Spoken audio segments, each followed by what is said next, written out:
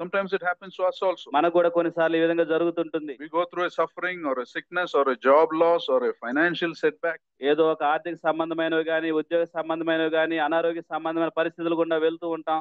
And in our suffering, we repent, we plead with the Lord. ఆ బాధలో మనం మారు మనసు పొందుతూ ఉంటాం, దేవునితో మొరపెడుతూ ఉంటాం. We increase our prayer time. మన యొక్క ప్రార్థనా సమయాన్ని పెంచుతూ ఉంటాం. We attend Bible studies and half-day prayers. Bible studies కి వస్తూ ఉంటాం, అలాగే ప్రార్థనా సమయాలను కలిగి ఉంటాం. But after God removes that suffering or after God heals us, we go back to our old ways.